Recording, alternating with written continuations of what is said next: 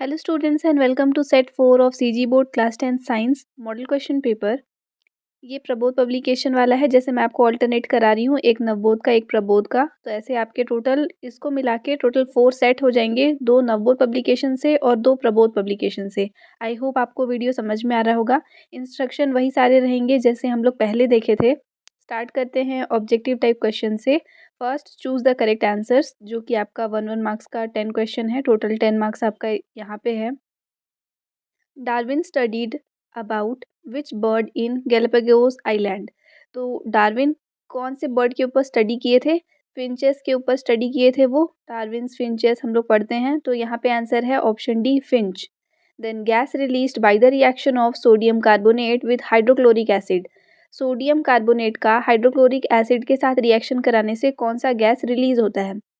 देखो स्टूडेंट्स, अगर कोई भी यहाँ पे कार्बोनेट हो किसी भी मेटल का, जैसे यहाँ सोडियम का कार्बोनेट है, इसके जगह कैल्शियम कार्बोनेट हो सकता है, पोटेशियम कार्बोनेट हो सकता है, तो किसी भी चीज़ का कार्बोनेट है अगर उसको हम लोग एसिड के साथ रिएक्ट कराएं तो हमेशा कार्बन डाइऑक्साइड गैस रिलीज होता है। इसलिए यहाँ पे आंसर हो जाएगा option B carbon dioxide, that is CO2। Third question, transmission of heat in liquids and gases is possible. Liquids और गैस में हीट का ट्रांसमिशन किस प्रोसेस के थ्रू होता है? कन्वेक्शन, कंडक्शन, कंडक्शन और कन्वेक्शन दोनों, या फिर कंडक्शन, कन्वेक्शन, रेडिएशन, तीनों। यहाँ पे आपको याद करना है, मैं आपको पहले भी बोली हूँ कि सॉलिड्स में, लिक्विड्स में और गैसेस में हीट का ट्रांसमिशन कौन से प्रोसेस से होता है, ये आपको याद करना है। तो लिक्विड्स एंड सॉलिड्स दोनों का यहाँ पे दिया है। यहाँ पे आप आंसर करोगे कंडक्शन। देखो कंडक्शन कन्वेक्शन दोनों नहीं ले सकते। आपके पास में क्या है कि लिक्विड्स के लिए हम लोग को कन्वेक्शन चाहिए और गैसेस में कन्वेक्शन भी होता है, रेडिएशन भी होता है। लेकिन अगर मैं देखूँ यहाँ पे तो कंडक्शन के साथ कन्वेक्शन दिया है, रेडिएशन के साथ तो नहीं दिया है, तो ये आंसर आपका गलत हो जाएगा। और कंडक्शन भी नहीं है, तो यहाँ जहाँ जहाँ कंडक्शन दिया है वो तीनों ऑप्शन आपका गलत हो जाएगा। इस वजह से हम लोग कन्वेक्शन को ले रहे हैं। अगर रेडिएशन और कन्वेक्शन दोनों रहता वो भी हम लोग ले सकते थे। Then man made ecosystem is, man made ecosystem इसमें से कौन सा है? लेक, पॉन्ड, अर्थ या फॉरेस्ट। तो ये भी बहुत सिंपल सा है, ये आप बना लोगे। ऑप्शन इसका बी है, पॉन्ड। इसके बाद में फिर देखते हैं fifth question, if not found in, is not found in the structure of nerve cell. Nerve cell में क्या नहीं रहता है? डेंड्राइट्स रहते हैं, न्यूक्लियस रहता है, एक्सॉन भी रहता है, लेकिन सेल वॉल नहीं रहता है। सेल वॉल जो है वो सेल्यूलोज का बना हुआ नहीं होता है, तो यहाँ पे आंसर हो जाएगा option D, cell wall of cellulose. Question number 6, if an object is placed at a distance of 6 centimeter from a plane mirror, then the distance of image from the object will be। यानी कि अगर कोई भी एक object जो है वो plane mirror से 6 सेंटीमीटर दूर रखा हुआ है, तो इमेज और ऑब्जेक्ट के बीच का डिफरेंस कितना होगा, डिस्टेंस। तो जैसे हम लोग एक प्लेन मिरर लिए हैं, और ये तो लेंस हो गया, एक नॉर्मल एक मिरर लिए हो, प्लेन है तो कोई भी एक सरफेस इसका मान लो कोटेड है। उसके बाद में फिर अगर मैं यहाँ पे एक ऑब्जेक्ट रखूँ और यहाँ से यहाँ तक का डिस्टेंस 6 सेंटीमीटर है, तो जब इसका इमेज बनेगा इस साइड बनेगा और वो भी एग्जैक्टली 6 सेंटीमीटर दूर बनेगा, तो ऑब्जेक्ट और इमेज के बीच का डिफरेंस जो है वो जस्ट डबल हो जाता है। 6 + 6 12 हो जाएगा answer, option A. Then question number 7, a lens placed on the page of a book, on lifting it up by 34 centimeter, some large and erect words are visible, then focal length of the lens would be। यहाँ पे दिया है कि एक lens है जिसको एक page के ऊपर रखे, मतलब बुक के एक पेज के ऊपर रखे, और जब उस लेंस को उठाते हैं कितना दूर, तो 34 सेंटीमीटर अपार्ट, तो कुछ कुछ वर्ड्स जो उसमें लिखे हुए थे वो इरेक्ट दिखते हैं और विजिबल भी हैं, लार्ज साइज के। तो यहाँ पे आपको बताना है कि फोकल लेंथ कितना होगा उस लेंस का। ऑप्शन देखते हैं, 1/4 सेंटीमीटर है, 4 सेंटीमीटर है, लेस देन 4 सेंटीमीटर है, या मोर देन 4 सेंटीमीटर है। तो यहाँ पे आंसर होगा more than 4 centimetre. Then 8 number, polymer obtained from plants is, plant polymer. तो सिल्क जो है वो एनिमल से आता है, सिल्क वॉर्म से, वूल भी एनिमल से आता है, टेफ्लॉन सिंथेटिक पॉलीमर है, सेल्यूलोस यहाँ पे आंसर हो जाएगा option D, cellulose. Then glass E से, ग्लास क्या है? सुपर कूल लिक्विड है। अगर आपको याद हो तो ये हम लोग स्टडी किए हैं कि ग्लास को सुपर कूल लिक्विड बोला जाता है। Then 10 number, semiconductor is used in making solar cell is. Semiconductor जिसको कि सोलर सेल बनाने में यूज़ करते हैं वो क्या है? कैडमियम, गैलियम, बोरोन, सिलिकॉन या कैडमियम। इसमें से सिलिकॉन का यूज़ किया जाता है सोलर सेल्स बनाने में और ये एक सेमीकंडक्टर है। अब आते हैं फिल इन द ब्लैंक्स में। Thyroid gland secrete dash hormone, ये भी हम लोग काफ़ी बार देख लिए। तो जो थायराइड ग्लैंड है वो थायरोक्सिन हार्मोन सेक्रेट करता है, यहाँ थायरोक्सिन हो जाएगा। फंक्शनल ग्रुप इसमें ये हम लोग लास्ट वाले साइड में भी देखे थे, COOH वो हो जाएगा।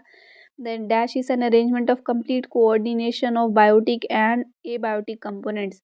कंप्लीट कोऑर्डिनेशन किसके बीच में? बायोटिक और एबायोटिक कंपोनेंट्स के बीच में, इसको बोलते हैं इकोसिस्टम। तो यहाँ पे इकोसिस्टम लिखोगे। देन सिंपल माइक्रोस्कोप में कॉन्वेक्स लेंस जो होता है उसका focal length, convex lens of dash focal length is present. Simple microscope में जो कॉन्वेक्स लेंस यूज हो रहा है उसका फोकल लेंथ कितना होता है? वो होगा लेस फोकल लेंथ, मतलब कम होना चाहिए उसका focal length. Then for manufacture of blue colour glass dash is used. ये हम लोग पढ़े हैं कि ग्लास की प्रिपरेशन में कौन से कलर के ग्लास के लिए कौन सा सब्सटेंस यूज होता है। तो इस चीज़ को आप, इसका एक टेबल बना हुआ है आपके बुक में, चैप्टर मुझे याद नहीं आ रहा है लेकिन ग्लास वाला जो आप जहाँ पे प्रिपरेशन देखे हैं उस वाले में है शायद तक कि कंसंट्रेशन ऑफ ओर जिसमें पढ़ रहे थे वही वाले लेसन का है, मेटल्स एंड मेटलर्जी वाला, उसमें देखना एक बार। तो एक चार्ट बना हुआ है कि ग्लास में कौन से कलर का ग्लास ऑब्टेन करने के लिए कौन सा केमिकल सब्सटेंस यूज होता है। तो ब्लू कलर के लिए कोबाल्ट ऑक्साइड है, ये यहाँ से हो गया और बाकी उसमें देख लेना एक बार। नेक्स्ट अब आते हैं हम लोग शॉर्ट आंसर टाइप क्वेश्चंस में। Right the following with example. दो एग्जाम्पल, मतलब एग्जाम्पल के साथ आपको इन चीज़ों को लिखना है। बायोमास और डिकम्पोजर को 2 मार्क्स का ये क्वेश्चन है। तो biomass, total weight of all living organisms with in a habitat. किसी भी एक जगह पे जितने लिविंग ऑर्गेनिजम्स हैं उन सब का टोटल जो वेट होता है उसको हम लोग बायोमास बोलते हैं। या फिर इसमें हम लोग बोल सकते हैं mass of all plants per unit area of land and at a particular time. किसी एक पर्टिकुलर टाइम में किसी एक पर्टिकुलर जगह पे जितने भी प्लांट्स हैं उन लोग सबका जो मास होगा वो बायोमास होता है। देन डिकम्पोजर क्या है? तो डिकम्पोजर्स वो सारे ऑर्गेनिजम्स हैं जो कि ऑब्टेन करते हैं अपना food from dead and decaying organic matter. Example में फंगी है, food chain related to this are called scavenger food chain. तो डिकम्पोजर्स वो सारे ऑर्गेनिजम्स हैं जो अपना फूड कहाँ से ऑब्टेन कर रहे हैं? डेड और डिकेइंग कार्बोनिक मैटर से। एग्जाम्पल जैसे फंगी का दिया है, तो फंगी से रिलेटेड जो फूड चेन बनता है उसको स्कैवेंजर फूड चेन बोलते हैं। यहाँ पे आप सिर्फ एग्जाम्पल तक लिखोगे तो सफिशियंट है ये आंसर जो पूछा है उसके according. Then write the name and function of hormones secreted by male reproductive organ and female reproductive organ of human. 2 marks में है। मेल रिप्रोडक्टिव ऑर्गन जो है वहाँ से मेल रिप्रोडक्टिव ऑर्गन आपका बोलेंगे टेस्टिस, और टेस्टिस जो हार्मोन सेक्रेट करता है वो है टेस्टोस्टेरोन, और उसका फंक्शन होता है कि वो, इसका मेन फंक्शन है कि वो डेवलपमेंट और मैच्योरिटी में हेल्प करता है। तो जैसे ये हम लोग ऑलरेडी पिछले वाले सेट में देखे हैं। फीमेल हार्मोन की बात करें तो फीमेल रिप्रोडक्टिव ऑर्गन जो है वो एस्ट्रोजन सेक्रेट करता है, ई से होगा, एस्ट्रोजन ई से होता है। तो एस्ट्रोजन सेक्रेट करता है, इसका क्या काम है? तो ये कंट्रोल करता है फीमेल कैरेक्टरिस्टिक्स को, डेवलपमेंट को, मेंस्ट्रुएशन को और प्रेगनेंसी को। देन आते हैं फोर्थ टॉपिक पे। फोर्थ क्वेश्चन आपका है one one use of following polymers.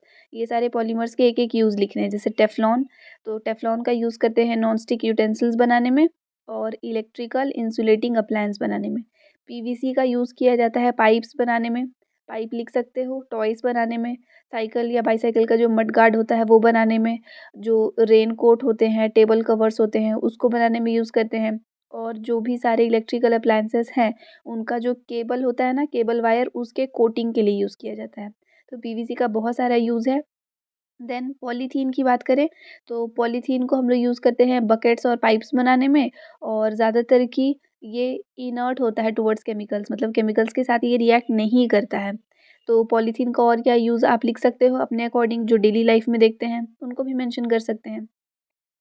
Fifth question है difference between soaps and detergent. 2 marks में आया है। सोप जो है वो सोडियम या फिर पोटेशियम सॉल्ट्स होते हैं जो कि लॉन्ग चेन बनाते हैं फैटी एसिड्स का, तो सोडियम या फिर पोटेशियम सॉल्ट्स। और उसके बाद जब डिटर्जेंट को देखेंगे तो ये भी सॉल्ट होते हैं लेकिन सल्फोनिक एसिड के होते हैं, लॉन्ग कार्बन चेन ये भी बनाते हैं। सेकेंड पॉइंट देखते हैं, क्योंकि 2 मार्क्स का है तो 2 पॉइंट तो लिखेंगे कम से कम। तो सॉल्ट में लिखोगे these are ineffective in hard water. Hard water में सोप जो है वो कोई काम नहीं आता है, लेकिन हार्ड वाटर में डिटर्जेंट काम आ जाता है, इसलिए इसको अफेक्टिव लिखा है। Six question, two uses each of wind energy and solar energy. Wind energy और सोलर एनर्जी का 2 यूज आपको बताना है। तो पहले विंड एनर्जी का यूज देखते हैं। सेलिंग ऑयल बोट्स, जो ऑयल बोट्स होते हैं उसको से उसके सेलिंग में हेल्प करता है, मतलब अगर विंड का डायरेक्शन सही डायरेक्शन में है तो उस हिसाब से बोट्स जो है उनको सेल होना ईजी पड़ता है, जैसे टाइड्स के भी फंक्शन में ये आ जाता है। Then wind mill is used in production of electricity, pumping water in grinding flour. तो वाटर पंप करने में भी काम आता है और इलेक्ट्रिसिटी बनाने में भी काम आता है विंड एनर्जी।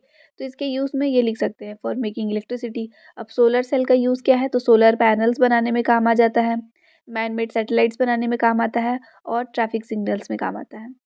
स्ट्रीट लाइट्स में भी लिख सकते हो।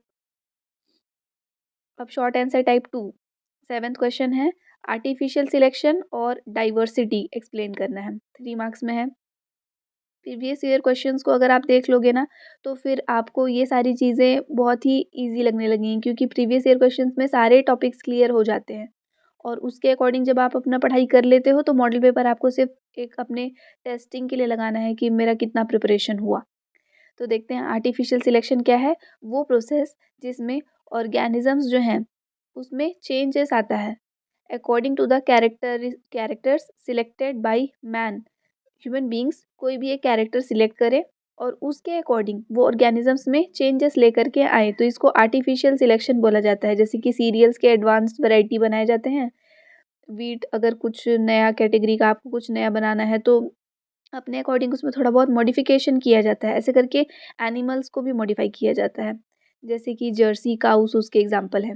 देन डाइवर्सिटी, तो डाइवर्सिटी जो है वो क्या होता है कि हेरिडिटरी लेवल पे या स्पीशीज लेवल पे या फिर पोजीशन जो इकोसिस्टम में है, उन सब चीज़ों में जो चेंजेस आता है टाइम के साथ उसको हम लोग डाइवर्सिटी बोलते हैं, जो कि एक नेचुरल सिलेक्शन भी हम लोग बोल सकते हैं। जैसे आर्टिफिशियल सिलेक्शन है ना, वैसे ही डाइवर्सिटी को नेचुरल सिलेक्शन बोला जा सकता है। एग्जाम्पल में change in population in different environments, जैसे जैसे इन्वायरमेंट चेंज होता है वहाँ पे पॉपुलेशन जो है वो आपको अलग तरह का देखने के लिए मिलता है। क्वेश्चन नंबर 8 है, define the following with one example each, strong acid, strong base, weak acid. ये सब हम लोग लास्ट वाले वीडियो में देखे थे। स्ट्रॉन्ग एसिड वो सारे सब्सटेंस हो जाएंगे या मॉलिक्यूल्स जो कम्प्लीटली आयोनाइज हो जाते हैं एक्वा सॉल्यूशन में। वहीं पे वीक एसिड वो सारे सब्सटेंस होंगे जो पार्शियली आयोनाइज होते हैं। तो स्ट्रॉन्ग एसिड में मैं बोली थी सारे इनऑर्गेनिक एसिड्स लिख सकते हैं, जैसे हाइड्रोक्लोरिक एसिड और सल्फ्यूरिक एसिड दिया है। और वीक एसिड में हम लोग ऑर्गेनिक एसिड लिख सकते हैं, जैसे इथेनोइक एसिड और कार्बोनिक एसिड दिया है। इसके अलावा अब स्ट्रॉन्ग बेस क्या होता है, तो वो सारे बेस मॉलिक्यूल जो कम्प्लीटली आयोनाइज हो जाएंगे, जैसे NaOH और KOH दिया है। और वीक बेस होगा जो कम्प्लीटली आयोनाइज नहीं हो रहा है, एग्जाम्पल में आप NH4OH मतलब कि अमोनियम हाइड्रोक्साइड लिख सकते हो। Now two difference between conduction, convection and radiation, 3 marks में आया है, इंपॉर्टेंट भी है। इन तीनों के बीच का डिफरेंस जो है वो आपको पढ़ना है। तो कंडक्शन जो है वो सिर्फ सॉलिड्स में होता है, कन्वेक्शन जो है वो लिक्विड और गैस दोनों में होता है, रेडिएशन जो है वो सॉलिड लिक्विड गैस तीनों में होता है। देन आएंगे हम लोग कंडक्शन में, तो यहाँ पे ट्रांसमिशन होता है वाइब्रेशन ऑफ मॉलिक्यूल्स के थ्रू, मॉलिक्यूल्स वाइब्रेट होते हैं तो कंडक्शन होगा। कन्वेक्शन में ये मॉलिक्यूल्स के मोशन के वजह से होता है, यहाँ सिर्फ वाइब्रेट हो रहे हैं, यहाँ पे मूव होगा वो। और रेडिएशन में यहाँ पे ट्रांसमिशन जो है वो कैसे होगा, accelerated motion of charged particles. अब 2 ही आपको बताना था, लेकिन यहाँ पे 4 डिफरेंस दिया है और ये आप 4 पढ़ लो, क्योंकि अगर मान लो कि इससे ज़्यादा मार्क्स में क्वेश्चन आता है तो आपके काम ही आएगा। तो कंडक्शन जो है उसमें एक मीडियम नेसेसरी होता है, कन्वेक्शन में भी होता है, रेडिएशन में नहीं होता है। कंडक्शन में ट्रांसमिशन बहुत ही स्लो स्पीड से होता है, कन्वेक्शन मीडियम स्पीड से होता है और रेडिएशन बहुत फास्ट होता है। नेक्स्ट अब थर्ड 3 मार्क्स वाला आपका 10th क्वेश्चन है। यहाँ पे 2 यूजेस बताने हैं, N2, H2 और O2, मतलब हाइड्रोजन, नाइट्रोजन और ऑक्सीजन गैस के। पहले देखते हैं यूजेस ऑफ हाइड्रोजन। तो इसको फॉसिल फ्यूल के फॉर्म में यूज़ करते हैं, सॉरी फ्यूल के फॉर्म में, तो फ्यूल सेल्स में यूज़ हो जाता है लिख सकते हैं। और दूसरा in the form of fuel directly लिख सकते हो। इसके बाद in the industrial production of ammonia, जिसको हेबर्स प्रोसेस बोलते हैं। Production of fat from vegetable oil, मतलब वेजिटेबल ऑयल से वेजिटेबल फैट बनाते हैं जिसको कि हम लोग हाइड्रोजिनेशन के थ्रू करते हैं, मतलब हाइड्रोजन के एडिशन से। तो इतना हो गया। यूजेस ऑफ नाइट्रोजन में आएंगे तो यहाँ पे भी लिख सकते हो इंडस्ट्रियल मैन्युफैक्चर ऑफ अमोनिया, क्योंकि अमोनिया बनाने में N2 और H2 दोनों यूज़ हो रहा है, तो ये दोनों के यूजेस में लिख सकते हैं। अमोनिया के अलावा नाइट्रोजन का यूज़ नाइट्रिक एसिड बनाने में भी किया जाता है। इसके अलावा नाइट्रोजन का यूज़ करते हैं पैक्ड फूड आइटम्स जैसे कि चिप्स और दूसरे ऐसे पैकेट्स होते हैं, उनमें उसको फिल किया जाता है। उसके बाद फर्टिलाइज़र्स बनाने में जैसे यूरिया, अमोनियम फॉस्फेट, इन सब में नाइट्रोजन का यूज़ किया जाता है। तो ये सारे यूजेस भी इसके बहुत सिंपल सिंपल ही हैं, हाइड्रोजन का भी सिंपल है। ऑक्सीजन के यूजेस की बात करें तो ये सबसे ज़्यादा सिंपल हो जाएगा, क्योंकि रेस्पिरेशन लिख सकते हो, एक यूज्ड फॉर रेस्पिरेशन, दूसरा लिख सकते हो यूज्ड फॉर कंबशन, तीसरा लिख सकते हो इंडस्ट्रियल प्रोडक्शन किसका, तो nitric acid, sulphuric acid, ozone, इन सब चीज़ों का। इसके अलावा जो लिक्विड ऑक्सीजन है, ये एक मेन कंपोनेंट होता है लिक्विड फ्यूल्स का, जो कि रॉकेट्स में डाले जाते हैं। तो ये सारे यूजेस हो गए इन तीनों चीज़ों के। अब आते हैं 11 नंबर क्वेश्चन। डिफरेंस लिखना है कॉन्वेक्स और कॉनकेव लेंस में। ये आप लोग क्लास 8 से बहुत ही ईजी वर्ड्स में पढ़ते आ रहे हैं। कॉन्वेक्स लेंस जो है वो थिक होता है सेंटर में, और कॉर्नर्स में वो थिन होता है। ये स्पेलिंग गलत है। देन कॉनकेव लेंस जो है वो थिन होता है सेंटर में, और कॉर्नर में वो थिक होता है। देन उसके बाद में कॉन्वेक्स लेंस को अगर हम लोग देखेंगे तो यहाँ जो इमेज बनता है वो रियल, इन्वर्टेड, स्मॉल, लार्ज, किसी भी साइज़ का हो सकता है। रियल हो सकता है, या रियल रहेगा तो इन्वर्टेड तो आएगा ही, इरेक्ट भी हो सकता है, और उसके बाद स्मॉल या लार्ज साइज़ का हो सकता है, या फिर सेम ऑब्जेक्ट के साइज़ का हो सकता है। कॉनकेव लेंस की जब बात करें तो यहाँ पे जो इमेज बनेगा वो हमेशा स्मॉल होता है, वर्चुअल होता है और इरेक्ट होता है। कॉन्वेक्स लेंस जो है वो रेस को कन्वर्ज करता है, और कॉनकेव लेंस जो है वो डाइवर्ज करता है, तो इसको कन्वर्जिंग लेंस और इसको डाइवर्जिंग लेंस भी बोलते हैं, वो भी लिख सकते हो। अब आ जाते हैं लॉन्ग आंसर टाइप क्वेश्चन में। 4 मेरिट्स बताने हैं मेंडलीव्स पीरियोडिक टेबल के। जैसे हम लोग इससे पहले वाले वीडियो में इसके ड्रॉबैक्स देखे थे, क्या लिमिटेशंस है, यहाँ पे हम लोग इसके मेरिट्स या फिर पॉजिटिव पॉइंट्स इसमें जो थे वो देखेंगे। मेंडलीव्स पीरियोडिक टेबल में पहला है helpful in the study of elements, elements को स्टडी करने में हेल्प करता है। मेन पीरियोडिक टेबल बनाया ही इसलिए गया था ताकि हम लोग सारे एलिमेंट्स के अलग अलग से प्रॉपर्टीज याद ना करना पड़े, किसी एक को याद करें तो उससे रिलेटेड बाकी सारा भी याद हो जाए। तो मेंडलीव पीरियोडिक टेबल इस चीज़ में बहुत ज़्यादा हेल्पफुल रहा, क्योंकि जो सिमिलर प्रॉपर्टीज़ वाले एलिमेंट्स थे वो सबको एक साथ कैटेगराइज किया गया था यहाँ पे। Then helpful in the discovery of new elements, जो नए नए एलिमेंट्स थे उनके डिस्कवरी में भी हेल्पफुल रहा, क्योंकि इस पीरियोडिक टेबल में कुछ कुछ वेकेंट स्पेस छोड़े गए थे। जब भी कोई न्यू एलिमेंट डिस्कवर होता था तो वहाँ पे उसको फिट कर दिया जाता था प्रॉपर्टीज़ के according. Then position of inert gas जैसे कि हीलियम, नाइट्रोजन, आर्गन है, इन सब का डिस्कवरी जो है वो पहले नहीं हुआ था, मेंडलीव के टाइम तक तो नहीं हुआ था। तो बाद में जो पीरियोडिक टेबल में चेंजेस किए गए, तब वहाँ पे इनको ज़ीरो ग्रुप में ऐड कर दिए, तो इनको भी अपना एक पोजीशन मिल गया, और इसलिए इनको ज़ीरो ग्रुप एलिमेंट्स भी बोलते हैं और नोबल गैसेस भी बोलते हैं, क्योंकि ये इनर्ट नेचर के होते हैं, इनर्ट गैस भी बोलते हैं। Then correction in doubtful atomic mass, कुछ कुछ ऐसे एलिमेंट्स थे जिनका जो एटॉमिक मास है वो डाउटफुल था, उनको करेक्ट किया गया था। अब इसमें और मैं आपका क्वेश्चन दिया है, एटॉमिक नंबर दिए हैं 3 एलिमेंट्स के, ए, बी और सी के, 18, 10 और 6 रिस्पेक्टिवली। आपको बताना है इनका नाम, सिंबल और element C of atomic number 6 in periodic table.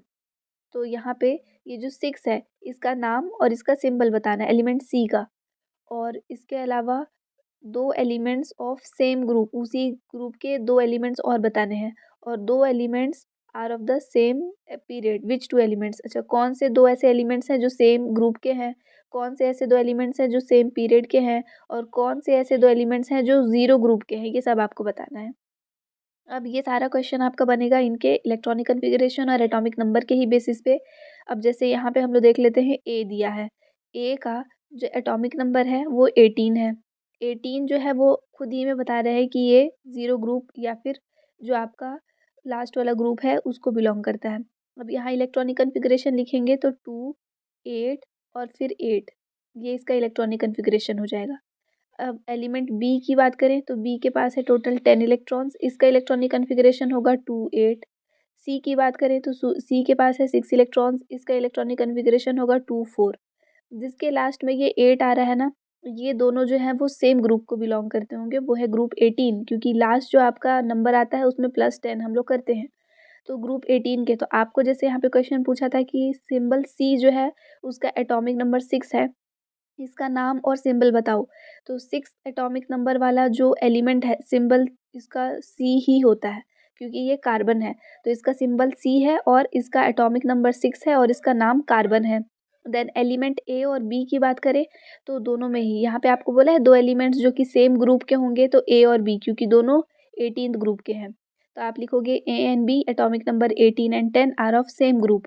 उसके बाद दो एलिमेंट्स जो सेम पीरियड के हैं, पीरियड वाइज देखेंगे तो देखो यहाँ पे 3 बना, यहाँ 2 है, यहाँ भी 2 है। तो ये जो 2-2 यूज़ हुआ ना, टोटल 2 ही डिजिट, ये आपका सेकंड पीरियड का आता है। फर्स्ट पीरियड में सिर्फ एक ही शेल यूज़ होता है, सेकंड पीरियड में 2 शेल यूज़ हो जाते हैं। फर्स्ट शेल में हम लोग 2 भरे हैं, सेकंड शेल में यहाँ 8, यहाँ 4 भरे हैं। इसमें 2 और 8 के बाद थर्ड शेल में फिर 8 इलेक्ट्रॉन भरे हैं। तो बी और C belongs to same period लिखेंगे। देन इसके बाद में which two elements are of zero group, zero group में ए और बी आता है, क्योंकि दोनों का 8-8 है, मतलब 18 वाले ग्रुप में है और ग्रुप 18 को ही हम लोग जीरो ग्रुप एलिमेंट्स बोलते हैं। नेक्स्ट आ जाते हैं क्वेश्चन नंबर 13 में। What is meant by refraction of light, right the two loss of refraction, also mathematical expression of second law. ये हम लोग ऑलरेडी प्रीवियस वीडियो में देख चुके हैं, तो मैं इसको यहाँ पे स्किप कर दूंगी। यही सारा आंसर था। देन इसमें ऑप्शनल आपको दिया है कॉज ऑफ रिफ्रैक्शन बताना है, और उसके बाद रिफ्रैक्टिव इंडेक्स ग्लास का 1.5 होता है, तो आपको स्पीड ऑफ लाइट बताना है ग्लास में। तो पहले देखते हैं causes of refraction. Causes of refraction यहाँ पे क्या होगा, is due to difference in speed of light in different medium, due to which light bends its path on moving from one homogeneous medium to another medium. Cause क्या है refraction का, क्योंकि जो light का स्पीड होता है वो different mediums में डिफरेंट हो जाता है, और लाइट जो है वो अपने पाथ से बेंड हो जाता है, या तो नॉर्मल के तरफ होगा या नॉर्मल से दूर होता है जब वो एक मीडियम से दूसरे मीडियम में मूव होगा। सेकेंड क्वेश्चन, तो रिफ्रैक्टिव इंडेक्स ऑफ ग्लास दिया है 1.5। Speed of light in vacuum हम लोग को पता है फिक्स वैल्यू है 3 × 10⁸ मीटर पर second. Speed of light in glass हम लोग को निकालना है, इसको v ले लेंगे। रिफ्रैक्टिव इंडेक्स के according speed of light in vacuum upon speed of light in medium, ये मतलब इनका रेशियो, इसको रिफ्रैक्टिव इंडेक्स बोलते हैं। तो यहाँ पे इसको डिनोट कर देंगे हम लोग रिफ्रैक्टिव इंडेक्स को n से, speed of light in vacuum को c से, और speed of light in medium को v से। वैल्यूज पुट करेंगे, n के जगह पे 1.5, c के जगह पे 3 × 10⁸ और v हम लोग छोड़ देंगे। तो v हम लोग यहाँ ले आएंगे और 1.5 इसके नीचे आ जाएगा। 3 को 1.5 से डिवाइड करोगे तो 2 टाइम्स में आ जाएगा, तो आंसर आएगा आपका 2 × 10⁸ मीटर पर second. Question number 14, Fleming's right hand rule बताना है, और ए नंबर ये आपका हो गया। बी नंबर में पूछा है how show that how is motor generator different from dynamo. तो ये जो हम लोग देखे हैं, इलेक्ट्रिक मोटर और जनरेटर जो है वो, इलेक्ट्रिक मोटर या जनरेटर और डायनेमो, इनके बीच का डिफरेंस तो देखेंगे। पहले देखते हैं Fleming's right hand rule. Lesson के एक्सप्लेनेशन में हम लोग ये ऑलरेडी पढ़ चुके हैं। 2-2 मार्क्स में डिवाइड कर सकते हो ए और बी को ना, ए और बी दो सेक्शन दिया है, 2-2 मार्क्स में डिवाइड कर सकते हैं। तो फ्लेमिंग्स राइट हैंड रूल क्या बताता है, डायग्राम अगर आप बना पाओगे तो बहुत अच्छी बात है, नहीं बना पाओगे हैंड का स्ट्रक्चर तो छोड़ देना, इन एरोज को ज़रूर बनाना। यहाँ पे लिख देना आप थंब, यहाँ 4 फिंगर और ये वाले पे मिडिल फिंगर, ऐसे यहाँ यहाँ पे मेंशन कर देना एरोज बना के, जैसे ऐसे बनाए, यहाँ पे लिखे मोशन और यहाँ पे लिख दो थंब। उसके बाद फिर ऐसे बनाए, यहाँ पे लिखना फील्ड और ऐसे यहाँ पे लिखोगे आप इंडेक्स फिंगर। फिर ऐसे बनाना, यहाँ पे लिखना करंट और यहाँ पर लिखना आप मिडिल फिंगर। तो ऐसे भी आप बना सकते हो। तो रूल लिखेंगे हम लोग कि stretch the thumb, 4 finger and middle finger of your left hand, FORE होगा, left hand, such that they are mutually perpendicular. तो आपको तीनों फिंगर्स को ऐसे स्ट्रेच करना है कि म्यूचुअली परपेंडिकुलर हो जाए एक दूसरे के। उसके बाद में जो आपका 4 फिंगर होगा वो अगर डायरेक्शन ऑफ मैग्नेटिक फील्ड बता रहा है, और जो आपका सेकेंड फिंगर है वो आपका डायरेक्शन ऑफ करंट बता रहा है, तो जो आपका थंब होगा वो डायरेक्शन ऑफ मोशन या फिर फोर्स के तरफ हमेशा असाइन करता है, मतलब उस डायरेक्शन को वो हमेशा बताता है। ये आपका फ्लेमिंग्स राइट हैंड रूल हो गया। अब इलेक्ट्रिक मोटर और इलेक्ट्रिक जनरेटर के बीच का डिफरेंस, क्योंकि डायनामो उसी को बोलते हैं, जो कि हम लोग ऑलरेडी प्रीवियस वीडियो में देख लिए थे। नेक्स्ट, इलेक्ट्रिक मोटर का वर्किंग प्रिंसिपल और वेरिएबल डायग्राम, ये हम लोग सेट 2 में भी देखे हैं, सेट 1 में भी देखे हैं। इसके बाद है well label diagram of female reproductive system, ये भी हम लोग ऑलरेडी कवर कर चुके हैं। और इसमें ऑप्शन में दिया है फ्लावर का डायग्राम, तो ये भी आपको स्टडी करना है। फ्लावर का डायग्राम बना हुआ है और बस इसको लेबल करना है, इसके पार्ट्स को। तो आपको डायग्राम पूरा स्टडी करना पड़ेगा, उसके अकॉर्डिंग तो आप इसको लेबल कर ही लेंगे। तो डायग्राम्स कौन कौन से पढ़ने हैं वो भी आपको मॉडल पेपर अगर आप देख रहे हो तो वहाँ से समझ में आ जा रहा होगा कि कौन कौन से डायग्राम्स इंपॉर्टेंट हैं। Then, who is known as father of genetics? In which plant he performed his experiment? Write two uses of selection of that plant. ये भी हम लोग जस्ट इससे पहले वाले वीडियो में देखे हैं कि father of genetics John Mendel हैं और उसके बाद उन्होंने पी प्लांट को यूज़ किया था और क्यों यूज़ किया था उसके सारे रीजंस 4 पॉइंट्स वहाँ पे थे, वो आप लिखना। और में दिया है Mendel hybridized tall T T and dwarf T T plants. Which plant will be formed in the first generation? It is an example of which law of Mendel?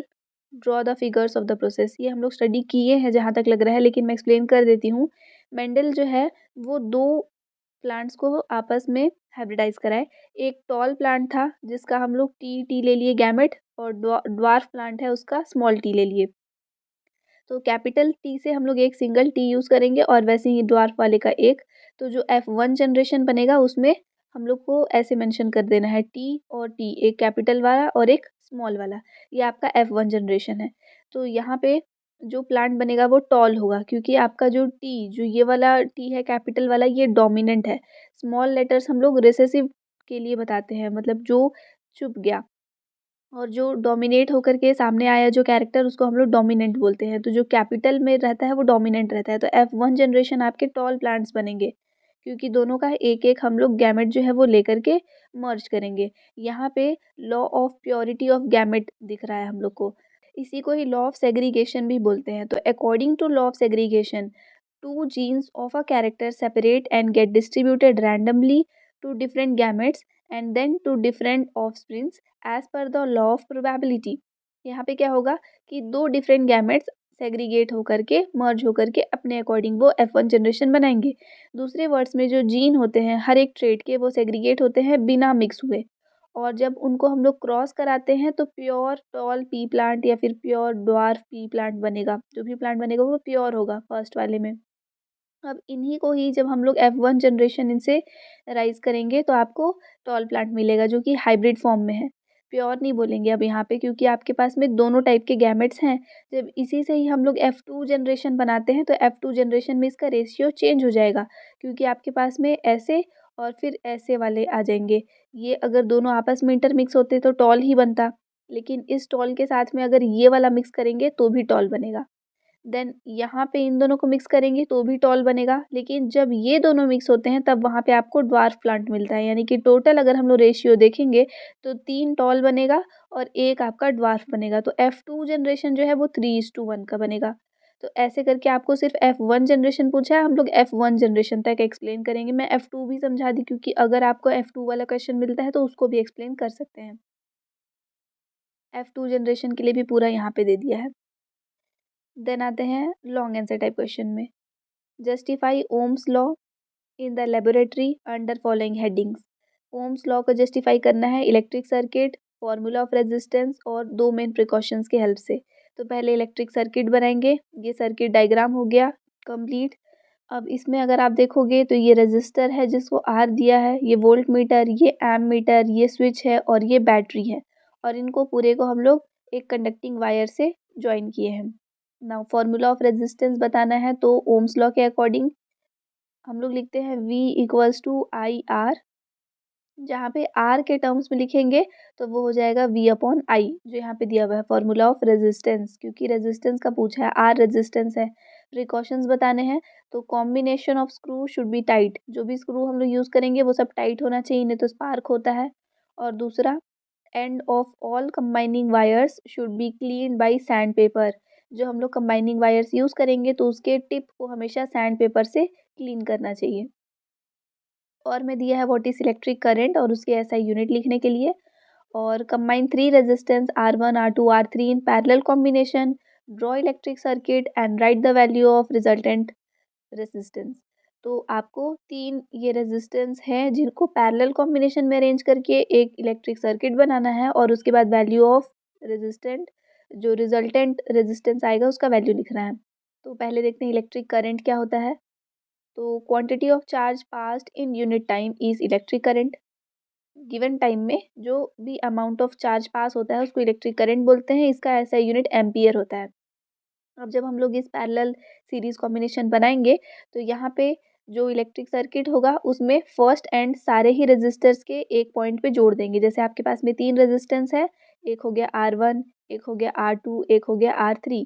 इनके फर्स्ट एंड को एक साथ और फिर सेकेंड एंड को एक साथ ऐसे जोड़ देंगे और उसके बाद फिर इसको आपको सर्किट से पूरा ज्वाइन कर देना है। वही यहाँ पे वर्ड्स में लिखा हुआ है पूरा।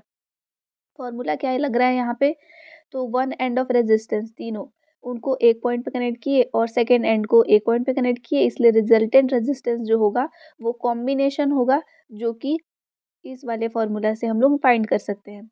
1R जो आपका रिजल्टेंट रेजिस्टेंस है वो हो जाएगा 1/R1 plus 1/R2 plus 1/R3। जितने भी लगे होंगे उन सब का हम लोग 3 तक ही लिखेंगे क्योंकि 3 ही यूज हुआ था।